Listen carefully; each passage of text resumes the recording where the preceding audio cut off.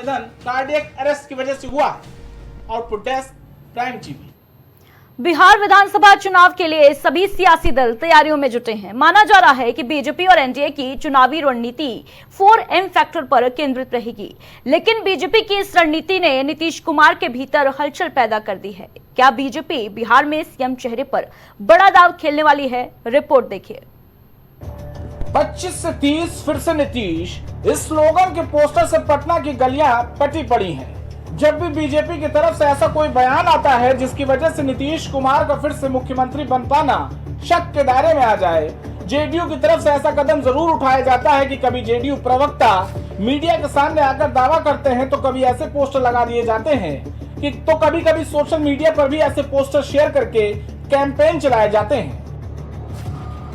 बिहार में साल के अंत में होने जा रहे विधानसभा चुनाव की तैयारियां जोरों शोरों से चल रही हैं।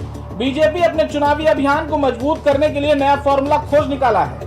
बीजेपी इस चुनाव में MMM यानी मोदी, मंदिर और महिलाओं पर फोकस कर रही है। MMM फैक्टर को ध्यान में रखते हुए बिहार सरकार ने महिलाओं को लेकर कई योजनाएं पेश की हैं। माना जा रहा है कि बीजेपी के इस फॉर्मूले से विरोधी पार्टियों को कड़ी चुनौती मिल सकती है। हालांकि चुनौती तो बिहार के मौजूदा मुख्यमंत्री नीतीश कुमार के सामने भी है, क्योंकि अगर बीजेपी बिहार में कमाल करती है तो सीएम नीतीश की कुर्सी जरूर खतरे में है। इसकी बानगी महाराष्ट्र में भी देखने को मिली थी, जब गृह मंत्री अमित शाह ने बिहार सीएम के चेहरे पर सवालिया निशान खड़े कर दिए।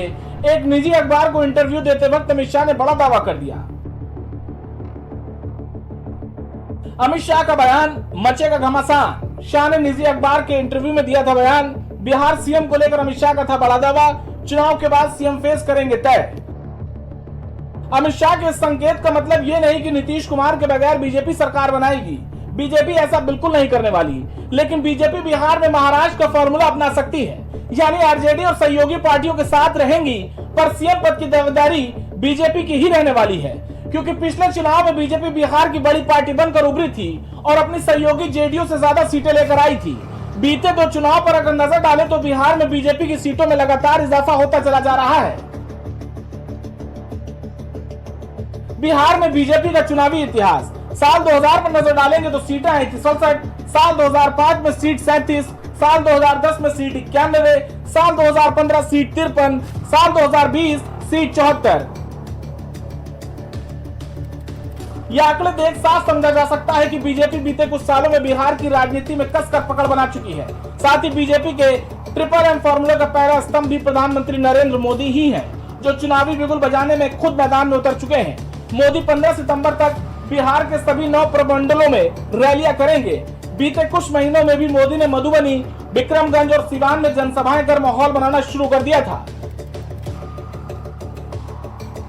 अगले 2.5 महीनों में 10 से ज्यादा बार पीएम मोदी बिहार का दौरा कर वोटरों को साधने की कोशिश करेंगे।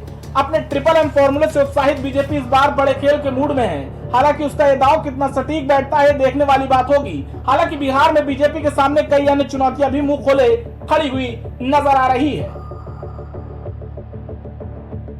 Output desk, prime TV. इस खास पेशकश में इतना ही। दीजिए इजाजत। नमस्कार।